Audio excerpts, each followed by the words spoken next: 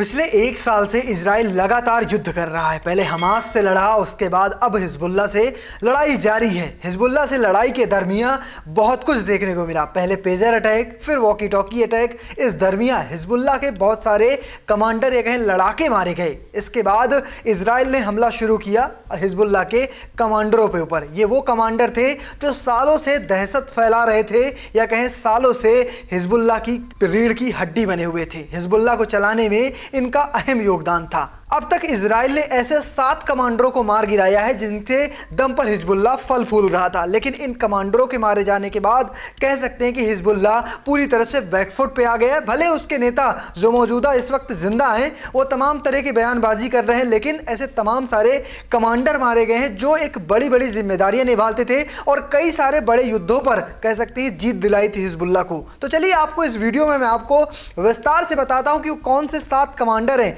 जिनके मारे जाने के बाद हिजबुल्लाह कह सकते हैं थोड़ा सा कमजोर पड़ गया है। वहीं इजराइल अब फूले नहीं समा रहा है। अगर बात करें पहले कमांडर की तो वो है हिजबुल्लाह प्रमुख Hassan Nasrallah. Hassan Nasrallah Israeli सेना ने शुक्रवार को बेरूत में हिजबुल्लाह के मुख्यालय को निशाना बनाया, जिसमें हसन नसरल्लाह की जान चली गई। नसरल्लाह को 1992 में हिजबुल्लाह के महासचिव के रूप में चुना गया था। 3 दशकों से अधिक समय तक नसरल्लाह ने हिजबुल्लाह का नेतृत्व किया है, जिसने इस संगठन को राजनीतिक ताकत दी और साथ में एक मजबूत सैन्य बल भी दिया था। दूसरा नाम आता है नबील काउक का। इजरायली सेना ने बताया कि शनिवार को हवाई हमले में हिजबुल्लाह केंद्रीय परिषद के उप प्रमुख नबील काउक को ढेर कर दिया है।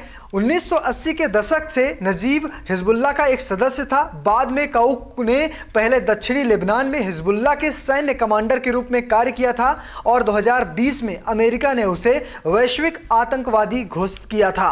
तीसरा नाम आता है अली कराकी का। हिजबुल्लाह के दक्षिणी मोर्चे का नेतृत्व करने वाला कराकी मौजूदा युद्ध में अहम भूमिका निभा रहा था। अली कराकी का खात्मा हिजबुल्लाह के लिए एक बड़ा झटका माना जा रहा है।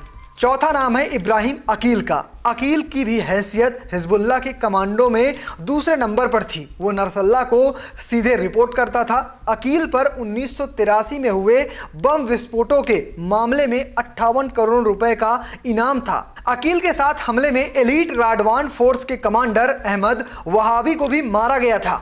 5वां नाम आता है मोहम्मद हुसैन सरूर का। 26 सितंबर को हिजबुल्लाह के हवाई कमान के कमांडर मोहम्मद हुसैन सरूर को इजरायली सेना ने मार गिराया था। इजराइल के मुताबिक हुसैन दक्षिण लेबनान में यूएई के निर्माण में अहम भूमिका निभा रहा था। उसने बस्तियों के आसपास हिजबुल्लाह के खुफिया ठिकानों को भगाने में मदद की थी। छठा नाम है इब्राहिम मोहम्मद कबीसी का। 25 सितंबर को हिजबुल्लाह की मिसाइल और रॉकेट यूनिट का कमांडर इब्राहिम कबीसी एक हवाई हमले में मारा गया। साल 2000 में 3 इजरायली सैनिकों की अपहरण के बाद हत्या का आरोप कबीसी पे था। 7वां नाम है अहमद वहेब का। 21 सितंबर को हिजबुल्लाह ने कहा था कि 2024 की शुरुआत तक गाजा युद्ध के दौरान राडवान फोर्सेस का नेतृत्व करने वाले शीर्ष कमांडर अहमद वहेब की इजरायली हमले में जान चली गई है। तो ये थे वो शीर्ष कमांडर जो हिजबुल्लाह की रीढ़ की हड्डी थे, लेकिन फिलहाल इजरायली सेना ने इन सभी को मार गिराया है। क्या आपको लगता है कि हिजबुल्लाह के इन सभी कमांडरों के मारे जाने से उसकी ताकत कमजोर होगी या नहीं? कमेंट बॉक्स में जरूर बताना और पेज को फॉलो करना, चैनल को सब्सक्राइब करना बिल्कुल मत भूलिएगा। धन्यवाद।